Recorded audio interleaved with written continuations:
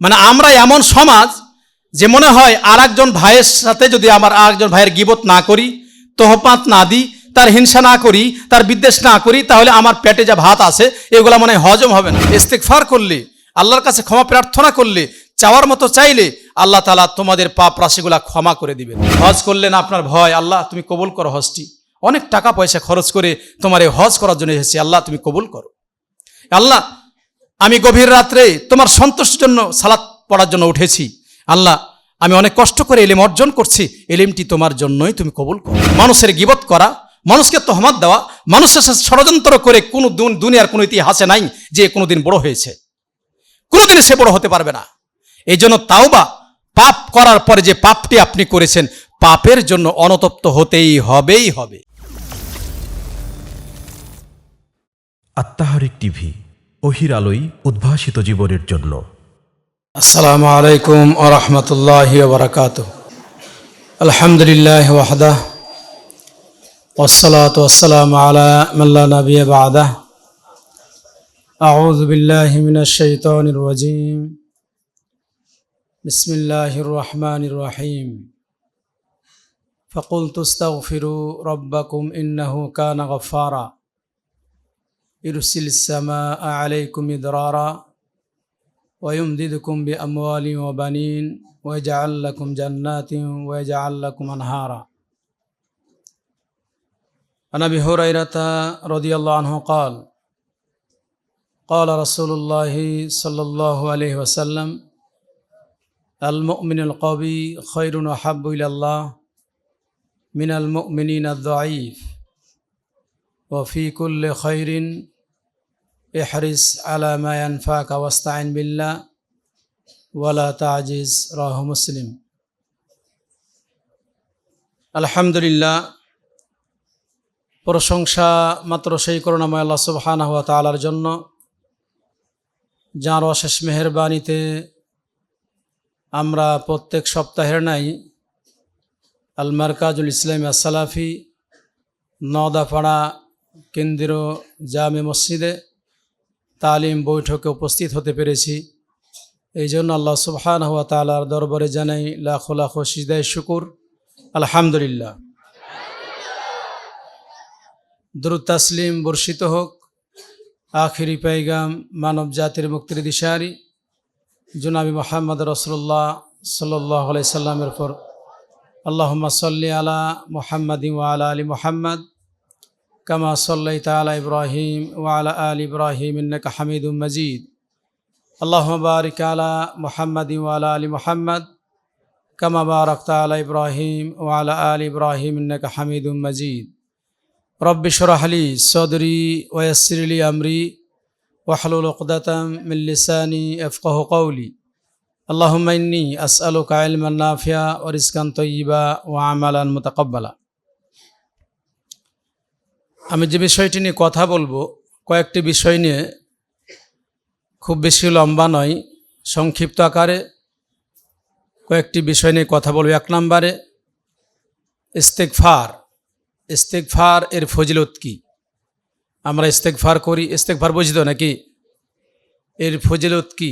এর সাথে তাওবা যে আমরা করি, তাওবার শর্ত কি? তাওবা কিভাবে কবুল হয়? তৃতীয় নম্বরে রিজিক, আল্লাহ তাআলার প্রদত্ত যে আল্লাহ তাআলা আমাদের রিজিক দান করেন, এই রিজিক আমরা কি এর আসল যে নিয়ামত, এর কি আসল হক আদায় করব না অপচয় করব? এই তিনটি বিষয় নিয়ে আলোকপাত করার চেষ্টা করব ইনশাআল্লাহ। ওমা তৌফিক ইল্লা বিল্লাহ আলাইহি তাওয়াক্কালতু ওয়া ইলাইহি উনীব। আমরা বেশিরভাগ এখানে আছি, আমাদের স্নেহ ছাত্র বড় ছোট সবাই আছি, এর সাথে অনেক বড় ভাই আছেন, বাইরে থেকে কেউ বড় ভাইয়েরা এসেছেন, বাপতুল্য অনেকে আছেন। যা হোক, বিষয়গুলা কথা বললে একটু মনোযোগ দিতে হবে। শুনবে তো তোমরা নাকি? ইস্তেগফার, ইস্তেগফার আর তাওবা। ইস্তেগফারটা হয় তোমার মুখে উচ্চারণ করে, আর তাওবা হয় অন্তর থেকে। অন্তর থেকে তাওবা হয় আর মুখে উচ্চারণের মাধ্যমে ইস্তেগফার হয়। আমরা বিপদ আপদ মুসিবতে পড়লে আল্লাহ রসুল সাল্লাল্লাহু আলাইহি সাল্লাম আমাদেরকে একটা দোয়া শিক্ষা দিয়েছেন। রসুল সাল্লাল্লাহু আলাইহি সাল্লাম যখন বিপদ মুসিবতে পড়তেন তখনই তিনি এই দোয়াটা পাঠ করতেন, ইয়া হাইয়ু ইয়া কাইয়ুম বিরহমাতিকা আস্তাগীস। হে আল্লাহ, তুমি চিরঞ্জীব, তুমি সবার রক্ষণাবেক্ষণশীল, বিধায় তোমার রহমত দ্বারা আমি সাহায্য চাচ্ছি। এটি কিন্তু সবার হওয়া উচিত, ছাত্র, শিক্ষক, মুরব্বী আর বয়স্ক আর যুবক যুবতী সবারই এই বাক্যটা হওয়া উচিত। আনাস বিন মালিকের হাদিসটা বর্ণনাকারী, আল্লাহ রসুল সাল্লাল্লাহু আলাইহি সাল্লাম যখনই চিন্তিত হতেন, দুনিয়ার চিন্তা, পরকালের চিন্তা, কোনো শত্রুর চিন্তা, কোনো চিন্তাতে পতিত হলে তিনি এই দোয়াটা পাঠ করতেন। আবারও বলছি, আমাদের অনেকের মুখস্থ আছে আশা করি, অনেকের হয়তো নাই। ইয়া হাইয়ু, একটু আওয়াজ করে পড়বে, ইয়া হাইয়ু ইয়া কাইয়ুম বিরহমাতিকা আস্তাগীস। আমরা জানি ইতিপূর্বে বলা হয়েছিল যে আল্লাহ তাআলার নাম আছে না, বলিনি আমি আর আগে? আল্লাহ তাআলা 99টি নাম আছে, তার ভিতরে এই দুইটি নাম আর এই দুইটি নামকে আবার ওলামা সুন্নাগণ বলছেন ইসমে আজম আছে, তার ভিতরে এই নামগুলাও ইসমে আজমের ভিতরে, আর রহমান আর রহিম, ইয়া হাইয়ু ইয়া কাইয়ুম বিরহমাতিকা আস্তাগীস। তো ইয়া হাইয়ু ইয়া কাইয়ুম বিরহমাতিকা আস্তাগীস যখন আল্লাহকে আমরা বলছি, ইয়া আল্লাহ তুমি চিরঞ্জীব, বিধায় এবং তুমি সবার রক্ষণাবেক্ষণশীল, আমি বিপদে আছি, বিধায় তোমার এই রহমত দ্বারা আমাকে সাহায্য করো। এই জন্য আমরা বিপদ আপদ মুসিবতে পড়লে আল্লাহর কাছে আমরা এই দোয়া করে প্রার্থনা করব। যে আমি বলছিলাম যে তাওবা ইস্তেগফার করার ফজিলতটা কি। সূরা নূহ আমরা যাব, সূরা নূহ তো আমরা জেনে, তাই না? সূরা নূহ পড়ে না আমরা অনেকেই, মুখস্থ আছে তো নাকি? এই সূরা নূহের ভিতরে তাওবার ফজিলত সম্পর্কে একটি আয়াত সুন্দরভাবে আল্লাহ তাআলা এই আয়াতটি পাঠ যে কোরআনে বর্ণনা করেছেন, ফাকুলতু আস্তাগফিরু ইন্নাহু কানা গাফফারা। আল্লাহ তাআলা বলছেন তোমরা আল্লাহর কাছে ইস্তেগফার করো। আমরা ইস্তেগফার বসে আছি, রাস্তা পথে চলছি, ক্লাসে আছি, যে কোনো অবস্থায় আস্তাগফিরুল্লাহ আল্লাযী লা ইলাহা ইল্লা হুয়াল হাইয়ুল কাইয়্যুম ওয়া আতুবু ইলাইহি। একটা দোয়ার ভিতরেই দুইটা বাক্য কিন্তু আছে, আস্তাগফিরুল্লাহ আল্লাযী লা ইলাহা ইল্লা হুয়াল হাইয়ুল কাইয়্যুম ওয়া আতুবু ইলাইহি। আল্লাহকে আমরা যেন বলছি, আল্লাহ তোমার কাছে ক্ষমা প্রার্থনা করছি, তুমি ছাড়া কোনো সত্য মাবুদ নেই এবং তোমার দিকে আমরা রুজু হচ্ছি। ফাকুলতু আস্তাগফিরু ইন্নাহু কানা গাফফারা। আল্লাহর কাছে ক্ষমা চাইলে, আল্লাহর কাছে ক্ষমা প্রার্থনা করলে তিনি ক্ষমা করবেন। তাই বলছেন তোমাদের প্রতিপালকের কাছে তোমরা যদি ক্ষমা চাও তাহলে আল্লাহ তাআলা ক্ষমা করে দেবেন, তিনি অনেক ক্ষমা করেন। এই জন্য আমরা ক্ষমার বিষয়ে আমরা জানি যে আমরা সালাতের ভিতরে আমরা দয়া মাসুর আমরা বলি, এটা পাঠ করি, আল্লাহুম্মা ইন্নী যালামতু নাফসি যুলমান কাসীরা ওয়া লা ইয়াগফিরুয যুনুবা ইল্লা আনতা ফাগফিরলি মাগফিরাতাম মিন ইনদিকা ওয়ারহামনি ইন্নাকা আনতাল গফুরুর রহিম। আল্লাহকে আমরা বলি, হে আল্লাহ আমার নিজের উপর অনেক জুলুম করেছি। আমরা এই দোয়াটা পাঠ করি না? হ্যাঁ, আমরা জানি, অর্থ জানি তো নাকি? আল্লাহকে আমরা বলি, হে আল্লাহ ইন্নী যালামতু নাফসি, নিজের উপর অনেক জুলুম করেছি, পাপ করেছি। যুলমান কাসীরা, অনেক জুলুম যার সীমা নেই। ওয়া লা ইয়াগফিরুয যুনুবা ইল্লা আনতা, তুমি ছাড়া এই জুলুম, এই পাপের দুনিয়ার কেউ ক্ষমা করতে পারবে না।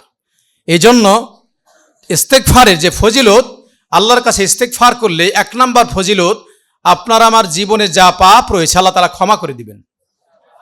এই জন্য আল্লাহ বলছেন তোমরা বলো, ফাকুলতু আস্তাগফিরু ইন্নাহু কানা গাফফারা, ফাকুলতু আস্তাগফিরু রাব্বাকুম। ইস্তেগফার করলে, আল্লাহর কাছে ক্ষমা প্রার্থনা করলে, চাওয়ার মতো চাইলে আল্লাহ তাআলা তোমাদের পাপ রাশিগুলা ক্ষমা করে দিবেন। 2 নাম্বার ফজিলত বললেন, ইরসিলিস সামা আলাইকুম মিদরারা, আসমান থেকে বৃষ্টি বর্ষণ করবেন।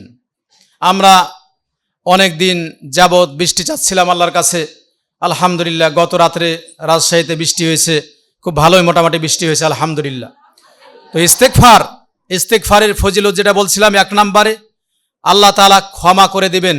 2 নাম্বার ফজিলত হলো যে আসমান থেকে তিনি বৃষ্টি বর্ষণ করবেন। তৃতীয় নাম্বার ফজিলত হলো ওয়ায়ুমদিদুকুম বিআমওয়ালিন ওয়া বানিন, ধন সম্পদ বৃদ্ধি করে দিবেন। দান করলে আল্লাহ তাআলা তোমার মাল বৃদ্ধি করে দিবেন। তাহলে ইস্তেগফারের ফজিলত আমরা পেলাম। তৃতীয় নাম্বার ফজিলত কি পেলাম? আল্লাহ তাআলা ধন সম্পদ কি করবেন? বৃদ্ধি করে দিবেন। ছাত্র যারা আছো সবাকেই বলছি ইস্তেগফার বেশি বেশি পাঠ করা। ইস্তেগফার বেশি বেশি পাঠ করলে তোমার কিন্তু রিজিক বৃদ্ধি হয়ে যাবে। বুঝো নাই? তা আল্লাহ তাআলা বলছেন ওয়ায়ুমদিদুকুম বিআমওয়াল, আমওয়াল তিনি বৃদ্ধি করে দিবেন। আরও কি করবেন? ওয়ায়ুমদিদুকুম বিআমওয়ালিন ওয়া বানিন, আর সন্তান সন্ততি বৃদ্ধি করে দিবেন। তাহলে এক নাম্বার ফজিলত যে ইস্তেগফার করলে আল্লাহ তাআলা কি করবেন? ক্ষমা করবেন। দ্বিতীয় নাম্বার ফজিলত হলো যে আসমান থেকে কি করবেন? বৃষ্টি বর্ষণ করবেন। তৃতীয় নাম্বার ফজিলত হলো যে আল্লাহ তাআলা যার টাকা নেই, যিনি অভাবী মনে করছেন, আপনার অভাব আল্লাহ তাআলা দূর করে দিবেন, আপনার রিজিক আল্লাহ তাআলা বৃদ্ধি করে দিবেন। 4 নাম্বার ফজিলত হলো অনেকে আছে আমরা যে সন্তান সন্ততি চেয়েও পাই না। ইস্তেগফার করুন বেশি বেশি। আল্লাহর এই অঙ্গীকার, তিনি বলছেন ইস্তেগফার করলে তার সন্তান সন্ততি বৃদ্ধি হয়ে যাবে, আল্লাহ তাআলা তাকে সন্তান সন্ততি দান করবেন। আবার আমরা অনেকে আছি যে সন্তান সন্ততি বেশি হলে তিনি বেজার হন, সন্তান সন্ততি বেশি তিনি চান না। সন্তান সন্ততি যে রিজিক, এটা কিন্তু আমরা অনেকে জানি না। সন্তান সন্ততি যে একটা রিজিক, এই বিষয়টা আমরা অনেকেই জানি না। তাহলে 5 নাম্বার ইস্তেগফার, 5 নাম্বার ফজিলত বললেন ইস্তেগফারের, ওয়াজআল লাকুম জান্নাতি ওয়াজআল লাকুম আনহারা। আর 5 নাম্বার ফজিলত হলো আল্লাহ তাআলা যেহেতু আসমান থেকে বৃষ্টি বর্ষণ করবেন, এই বৃষ্টি বর্ষণের দ্বারাতে আপনি আমি আপনার জমিনে বাগান লাগাবেন, আপনার জমিনে ধান চাষ করবেন, আপনার জমিনে খেজুর গাছ লাগাবেন, আপনার জমিনে আম গাছ লাগাবেন, আপনার জমিনে জাম গাছ লাগাবেন, আপনার জমিনে লিচু গাছ লাগাবেন। তার মানে আপনি আপনার এই জমিনে বাগান, আপনার এই বাগানে ফল চাষ করবেন, সবজি চাষ করবেন, এই চাষ করবেন। চাষের জন্য আল্লাহ তাআলা আসমান থেকে বৃষ্টি বর্ষণ করেন। ইস্তেগফারের ফজিলত পেলাম তো নাকি? আবারও বলছি, 1 ইস্তেগফার করলে, খালিস অন্তর ইস্তেগফার করলে আল্লাহ তাআলা জীবনের সকল পাপ কি করবেন? মোচন করে দিবেন। 2 ইস্তেগফারের মাধ্যমে আল্লাহ তাআলা আসমান থেকে রহমতের বৃষ্টি দান করবেন। 3 ইস্তেগফার করলে রিজিক বৃদ্ধি পাবে। 4 ইস্তেগফার করলে সন্তান সন্ততি আল্লাহ তাআলা বৃদ্ধি করে দিবেন। 5 ইস্তেগফার করলে আল্লাহ তাআলা আসমান থেকে বৃষ্টি দান করবেন আর জমিতে ফসলাদি ফলাবেন। এর মাধ্যমে আমরা সুখময় জীবনযাপন করতে পারবো ইনশাআল্লাহ। আল্লাহ রাসূল সাল্লাল্লাহু আলাইহি সাল্লাম তিনি দিনে রাত্রে 100 বার করে, এক হাদিসে 70 বার আর এক হাদিসে 100 বার করে তিনি ইস্তেগফার করতেন। অন্য হাদিসে আব্দুল্লাহ বিন বসর তিনি বলছেন, ওই ব্যক্তি কতই না সৌভাগ্যবান যে ব্যক্তির সহিফাতে বেশি বেশি ইস্তিগফারান কাসীরা ইউজাদু ইস্তিগফারান কাসীরা, যে ব্যক্তির দাফতারে, যে ব্যক্তির খাতায়, যে ব্যক্তির বইয়ে বেশি বেশি ইস্তিগফার পাওয়া যায়, এই ব্যক্তি সব থেকে সৌভাগ্যবান ব্যক্তি। ইমাম তিরমিজি হাদিসটি নিয়ে এসেছেন। এই জন্য আমরা ইস্তিগফার কোনো সময় ভুলবো না। ইস্তিগফার করলে এই ফজিলতগুলো আমরা পাবো। আমরা যেখান থেকে শুনছি, আশা করি এটা সবার জন্য, শুধু আমাদের নিজের জন্য না। যেমন আমরা নিজেরা পাঠ করব, আমাদের ছাত্র শিক্ষক পাঠ করবেন, মা বোন যারা যেখান থেকে শুনছেন আপনারাও পাঠ করবেন। এর সাথে ফজিলত পালেন যে মা বোনদের অনেকের দেখা যায় যে সন্তান সন্ততি চেয়েও তারা সন্তান পায় না।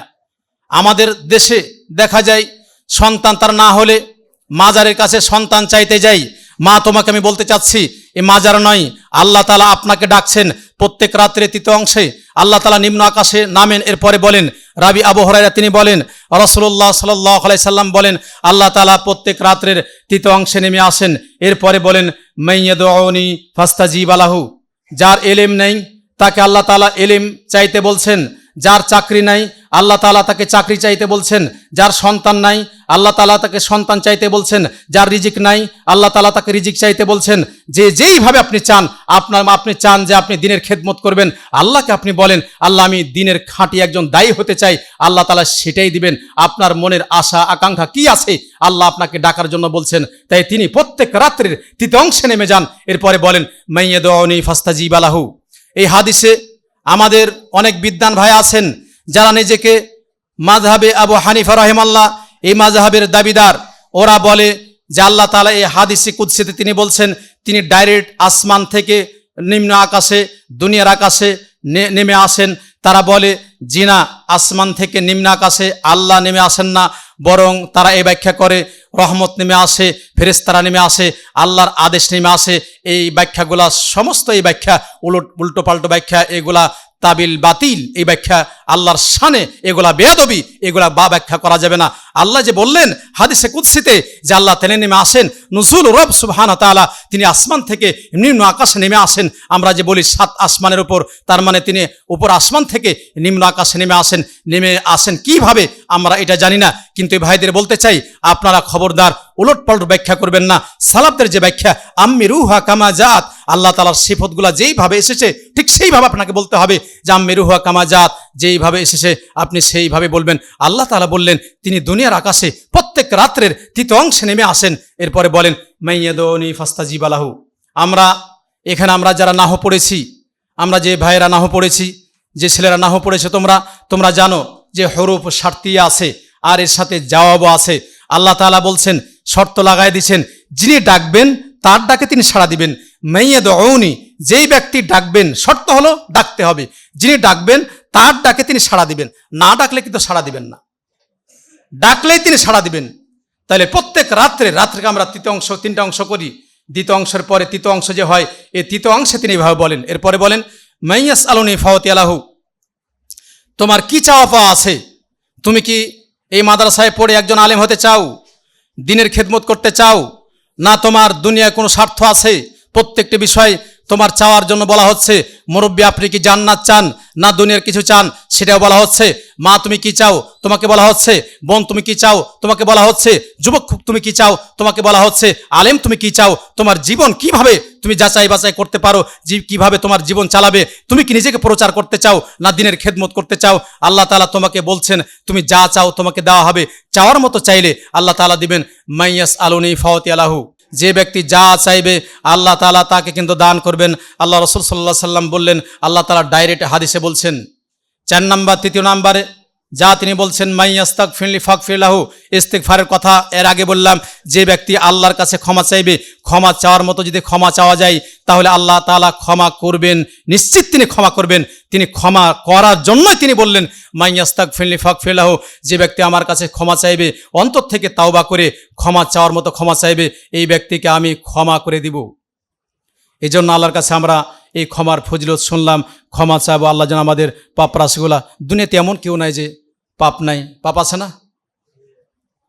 এখানেও যারা নাবালক তারা তো ভিন্ন জিনিস, তারপরও বড় পাপ ছোট পাপ কাউরিন নাই, এমন একটিও লোকও আপনি দেখাইতে পারবেন না। আপনি বড় পাপ করেন না? বউয়ের সাথে ঝগড়া করতে লেগে গালি দিলেন বউকে, বড় পাপ। সিবাবুল মুসলিমি ফুসুকুন, আপনার সন্তানকে আপনি গালি দিলেন, বড় পাপ। কথা বললেন, মিথ্যা বললেন, বড় পাপ। ওয়াদা করলেন, ভঙ্গ করলেন, বড় পাপ। আমানতের খিয়ানত করলেন, বড় পাপ। ইদা হাদ্দাসা কাযাবা ওয়াইদা ওয়াদা আখলাফা ওয়াইদা উতুমিনা খানা ওয়াইদা খাসামা ফাজারা। আপনি যখন কথা বলেন, আলামত, মুনাফিকের আলামত 3টির সাথে আরেকটি যোগ করা হয়েছে। আল্লাহ রাসূল সাল্লাল্লাহু আলাইহি ওয়াসাল্লাম হাদিসে বলছেন, যখন কথা বলে মিথ্যা বলে, ওয়াদা করলে ভঙ্গ করে, আমানত রাখলে খিয়ানত করে, যখন ঝগড়া করে যখন সে ঝগড়া করে তখন গালিগালাজ করে। গালিগালাজ করা বড় পাপ। তাহলে বড় পাপ থেকে আমরা কেউ বেঁচে নেই, দুনিয়ার কেউ বেঁচে নেই। মুমিন ব্যক্তির উচিত হবে, হাসান বাসরি রাহিমাহুল্লাহ তিনি বলছেন, আল মুমিনু ইয়ামালু বিত্তাআত ওয়া হুয়া খাউফুন ওয়াজিলুন মুশফিকুন। মুমিন ব্যক্তি আমালে সালিহা করার পরেও তিনি ভয়ে থাকেন। তিনি সালাত পড়ছেন তাও ভয়ে আছে, যাকাত দেন তাও ভয়ে আছে, হজ করছেন তাও ভয়ে আছে, দিন প্রচার করছেন তাও ভয়ে আছে, পিতামাতার খেদমত করছেন ভয়ে আছে, কোরআন তেলাওয়াত করছেন ভয়ে আছে। কেন ভয়? মুমিন ব্যক্তির এটি হওয়া উচিত। ভয়েই যে আল্লাহ কি কবুল করছেন না করেননি। আল্লাহ কি কবুল করছেন? আমরা মাদ্রাসায় ছোট ভাই তোমরা আছো, বড় ভাই অনেকে আছো, পড়াশোনা করছো। এর সাথে আমরা যারা টিচার আছি, শিক্ষক শিক্ষিকা, সবার জন্য আমি বলছি যে আপনি এই প্রতিষ্ঠানে যে আঞ্জাম দিচ্ছেন, আপনার একটা বিষয়, যেহেতু দিনী প্রতিষ্ঠান, আপনার আমার উচিত যে আল্লাহর আল্লাহর উদ্দেশ্যেই দিনের খেদমতটা যাতে আল্লাহর উদ্দেশ্যে খালিস অন্তর্জিত হয়, তাহলে কিন্তু আল্লাহ তাআলা কবুল করবেন। ছাত্র তোমরা যারা ইলম অর্জন করছো, ইলমটা খালিস অন্তরে আল্লাহর জন্য হলেই কিন্তু মুমিন ব্যক্তির উচিত এবং ভয় যে আমরা যে ইলম অর্জন করছি এটা কি আল্লাহর উদ্দেশ্যে হচ্ছে। আল মুমিনু ইয়ামালু বিত্তাআত ওয়া হুয়া খাউফুন ওয়াজিলুন ওয়া মুশফিকুন। হাসান বসরি কে বলেন তো? বিখ্যাত তাবি হাসান বসরি রাহিমাল্লাহ, তিনি বলছেন মুমিন ব্যক্তি যখন ভালো আমল করে তিনি ভয়ে থাকেন। আল্লাহ কবুল করলেন কি করলেন না? হজ করলেন, আপনার ভয়, আল্লাহ তুমি কবুল করো হজটি, অনেক টাকা পয়সা খরচ করে তোমার এই হজ করার জন্য এসেছি, আল্লাহ তুমি কবুল করো। আল্লাহ আমি গভীর রাত্রে তোমার সন্তুষ্টির জন্য সালাত পড়ার জন্য উঠেছি, আল্লাহ আমি অনেক কষ্ট করে ইলম অর্জন করছি, ইলমটি তোমার জন্যই তুমি কবুল করো। প্রত্যেকটি কাজ মুমিন ব্যক্তি যখন আমল করে তখন তার ভয় থাকে। ফাজির কি করে জানো? ওয়াল ফাজিরু ইয়ামালু বিল মাআসি ওয়া হুয়া আমিন। পাপিষ্ট ব্যক্তি পাপ করার পরে উনি কিন্তু নিজেকে নিরাপত্তা মনে করেন না, কি হবে, এই পাপ হয়েছে, কি হবে, কিছুই হবে না। অন্য হাদিসে আল্লাহ রাসূল সাল্লাল্লাহু আলাইহি সাল্লাম বলছেন, যিনি মুমিন ব্যক্তি তার যদি কোনো সময় পাপ হয়ে যায় তাহলে উনি যেন মনে করেন যে তার উপর 14 তলা বিল্ডিং যেন মাথার উপর আছে, কোন মুহূর্তে, আর উনি বিল্ডিং এর নিচে দাঁড়িয়ে আছে, কোন মুহূর্তে বিল্ডিং তার মাথায় ধসে পড়ে। এটা মুমিন ব্যক্তির পরিচয়। পাপ হয়ে গেলে এই পাপে এমন সে ভয় করে যে মনে হয় বিল্ডিং তার মাথায় ভেঙে পড়বে। আর এই পাপিষ্ট ব্যক্তি পাপ করলে মনে করে, যেমন আমরা মাছি দেখি যে মাছি যখন নাকের ডগায় বসে যায় তখন মানে হেউ না করতে পালায়ন করে, তো মনে করে পাপিষ্ট ব্যক্তি যে পাপ করার পরও মনে করে যে না, মাছি আসলো আর চলে গেল। এই জন্য আপনার আমার সবার উচিত পাপ থেকে নিজেকে রক্ষা করা। তাই বড় পাপ থেকে বেঁচে আমরা কেউ নেই। আল্লাহ যেন আমাদের ক্ষমা করেন, আল্লাহ যেন আমাদেরকে দয়া করেন, আল্লাহ যেন আমাদের ক্ষমা করেন। জি, দ্বিতীয় নাম্বার যে বিষয়টি বলতে চাচ্ছিলাম তা হলো তাওবার শর্ত। ইমাম নবী রাহিমাহুল্লাহ 4টি শর্ত তার বইয়ে রিয়াদাস সালেহিন এই গ্রন্থে উল্লেখ করেছেন। এর সাথে মুসলিম সহিহ আল মুসলিম তার সারা সহিহ আল মুসলিম এই গ্রন্থেও তাওবার শর্তগুলো উল্লেখ করেছেন। তিনি 4টি শর্ত উল্লেখ করেছেন। যদি কোনো ব্যক্তি পাপ করে, কোনো ব্যক্তি যদি পাপ করে তাহলে তাওবার 4টি শর্ত বলছেন যে এই পাপের জন্য তিনি যতদিন বেঁচে থাকবেন অনতপ্ত হবেন, আল্লাহ তুমি ক্ষমা করে দাও। পাপটি কেন হয়েছিল? সালাফদের নীতি ছিল কোনো অন্যায় কাজ হয়ে গেলে, এমনকি জামাতে তাদের যদি সালাত ছুটে যেত তাহলে তিনি ভাবতেন জামাত ছুটলো কেন, মানে নিজের পিছনের দিকে দেখতেন। আমরা এখন কি হয়েছে জানো, আমার সমস্যা, আর বলছে ওই ওই ওই তোমার কারণে হলো এটা, তুমি তো এটা করালে, মানে ও নিজে করছে, ও নিজে পাপিষ্ট বদকার, ও আবার আর একজনের দোষ দেয়। মানে আমরা এমন সমাজ যে মনে হয় আর একজন ভাইয়ের সাথে যদি আমার আর একজন ভাইয়ের গীবত না করি, তোহপাত না দিই, তার হিংসা না করি, তার বিদ্বেষ না করি, তাহলে আমার পেটে যা ভাত আছে এগুলা মনে হয় হজম হবে না।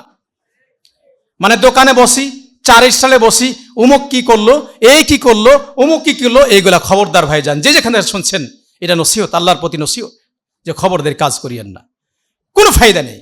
মানুষের গীবত করা, মানুষকে তহমত দেওয়া, মানুষের সাথে ষড়যন্ত্র করে কোনো দুনিয়ার কোনো ইতিহাসে নাই যে কোনোদিন বড় হয়েছে, কোনোদিন সে বড় হতে পারবে না।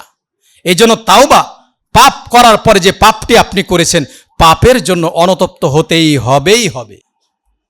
1 নম্বর শর্ত হলো যে পাপটি হয়েছে, পাপের জন্য অনতপ্ত হতে হবে। 2 নম্বর শর্ত হলো যে পাপটি হয়েছে এই পাপটি ত্যাগ করবে, আর এই পাপের দিকে তুমি যাবে না। 3 নম্বর শর্ত হলো যে তোমার অন্তরে একটা দৃঢ় প্রত্যয় থাকবে যে আমি আদৌ আর এই পাপটির দিকে আদৌ আর যাব না, আমি আদৌ এ পাপ আর করব না।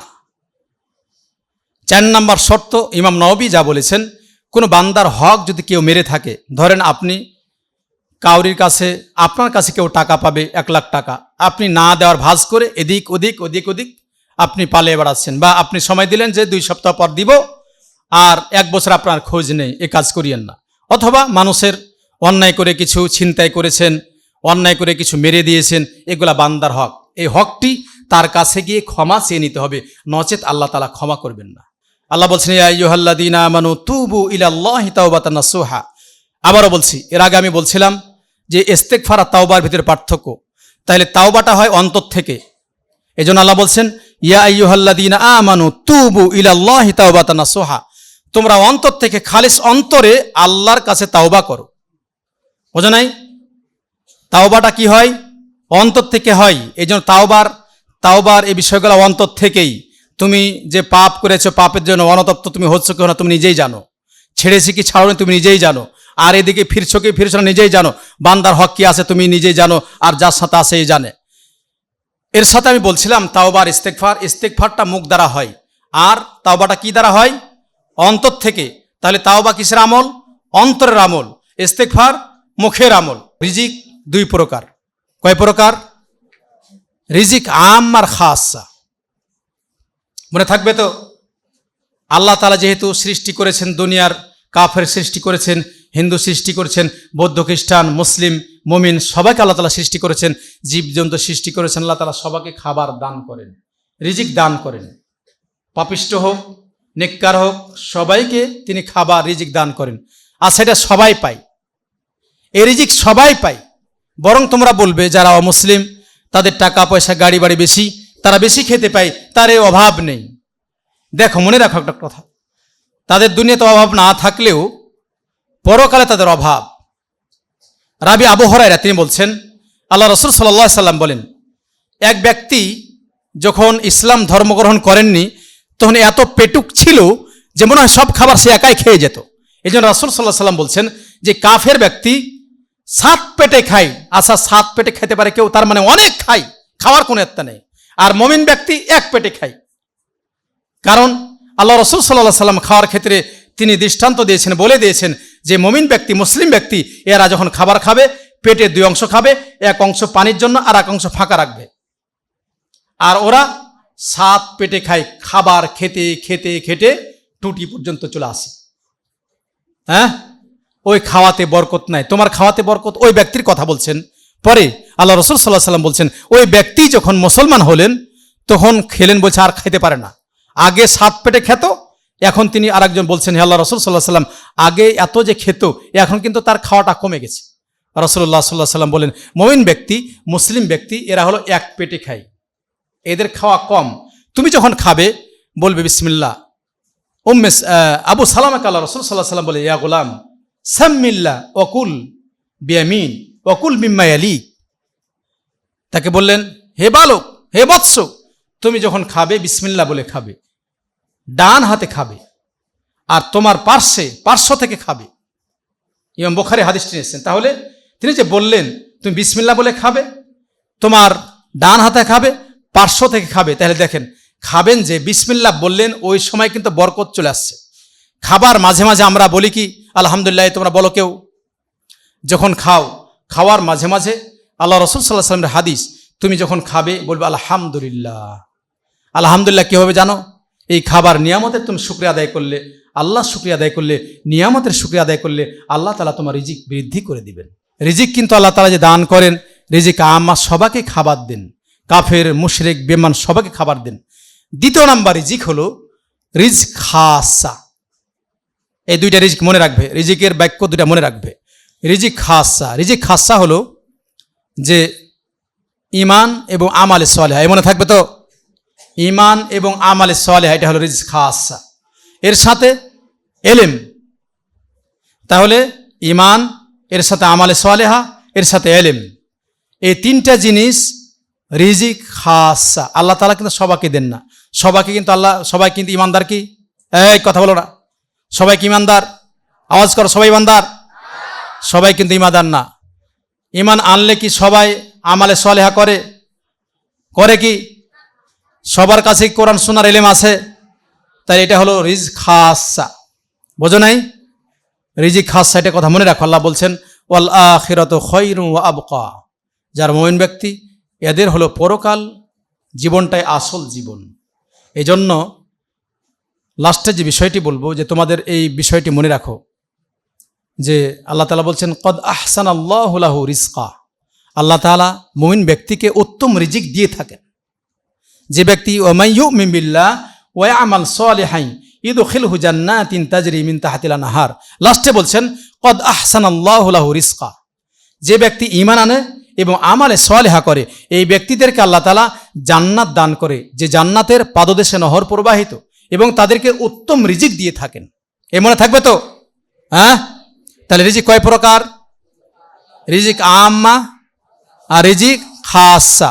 রিজিক আম্মাটা হলো যে সবাই আমরা ভাত খাই, সবাই খেতে পাই, সবার টাকা পয়সা গাড়ি বাড়ি সবার আছে, বোঝো নাই? মুসলিম বলো, অমুসলিম বলো, কাফের বলো, মুশরিক বলো, বেদিন বলো, নাস্তিক বলো, জীবজন্তু সবার কিন্তু খাবার আল্লাহ তাআলা দিয়ে থাকেন। কিন্তু রিজিক খাসা এটা কি? ইমান সবার আছে কি? আমল সবাই করে? ইলম সবার আছে না? এটা হলো রিজিক খাসা। তাই এই রিজিক কিন্তু আল্লাহ তাআলা আমাদের দিয়েছেন, এর শুকরিয়া আদায় করো। আল্লাহ তাআলা আমাদের যেন কল্যাণ দান করেন। রাবি আবু হুরায়রা তিনি বলেন, আল্লাহ রাসূল সাল্লাল্লাহু আলাইহি ওয়াসাল্লাম বলেন, আল মুমিনুল কবি খায়রুন হাব্বিলাল্লাহ মিনাল মুমিনিন আদ-দাঈফ ওয়া ফি কুল্লি খায়রিন।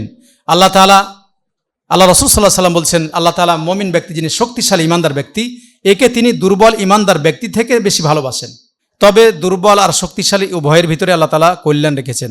এরপরে বলছেন, এ হারিস আলা মা ইয়ানফাকা ওয়াস্তাইন বিল্লাহ, তোমার জন্য যে কাজটি কল্যাণ সেটি করো আর আল্লাহর সাহায্য চাও। তোমার জন্য যেটি কল্যাণ সেই কাজটি করো, আল্লাহর কাছে সাহায্য চাও। আমাদের সমাজে দুইটা গ্রুপ আছে, হাদিসটি যা বলছে, একটা হলো কাদারিয়া আর একটা হলো জাবারিয়া।